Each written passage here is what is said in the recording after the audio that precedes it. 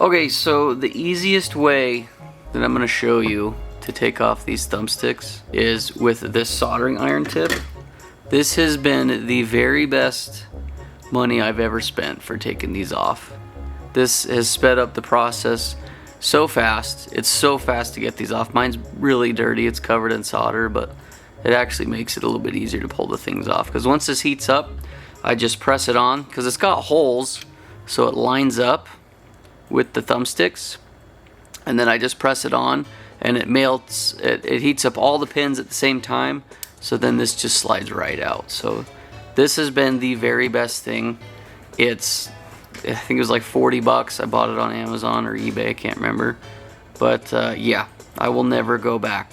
However, it is a different soldering iron. I think this is a I can't remember the brand.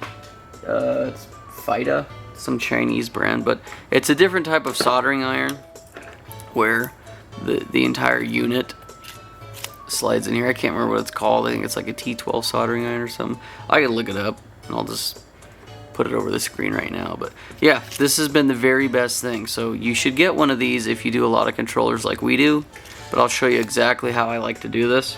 You also need to get yourself a clamp. Clamp is just going to make your life so much easier. So get it in the clamp, get it nice and tight so it's not going to go anywhere. And then the first thing I do is I just add flux to all the different spots.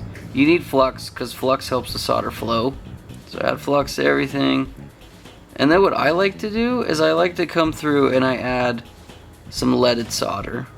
So these come stock with lead free, but lead free you need it really hot to melt. So I add some lead solder in there, and it makes it so it melts a lot faster. That being said though, you want to make sure that you have a fume sucker to suck up all of the solder fumes. So that is what I got. I'm going to go ahead and turn it on.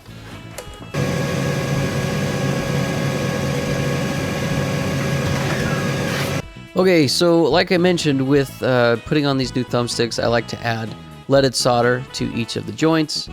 You know, you gotta add flux first, obviously, and then I use this tip. This has been the very best tip that I've bought for doing these joystick replacements. I do a ton of these, so it makes it so nice. As soon as it heats up, you put it on the solder and it melts quick, and then you can just gently pull it out, pull out the thumbstick, and then I like to remove all the solder completely. I use a solder sucker. This will make your life so much easier. If you have not, get yourself a solder sucker if you do this often. It's the fastest way to get the solder out. And when you're doing repairs, time is money. After you get all the solder removed, I clean it up a little bit with some alcohol, and then I'll install the thumbsticks. I always inspect the top of the board too to make sure that there's no gunk or anything underneath where the thumbsticks go. And then after that, add more flux. And then what I like to do is add solder to the little bit of solder to my iron, and then I will hold up on the thumbstick to make sure that it's sitting flat and level as I solder. I try to get 2 joints on there, 2 of the legs soldered good. Then after that, you can just go through and hit all the joints, get some nice little solder blobs on there, and make it look nice and neat. And then after that, I will come back with a toothbrush and some alcohol, and I will give it a scrape. Just clean it up, because it can get, sticky on there. Plus, you just want to, treat your controllers nice. Make them clean. Okay, what I'm going to do, since this bumper bar is broken, is I'm going to take this controller that I just fixed, and I'm going to swap it into this red shell with good bumpers. So I'm going to go ahead and do that. So yeah, I just swapped everything over to this other shell, and it worked nice. This shell isn't in the greatest condition, but, works better than a broken bumper.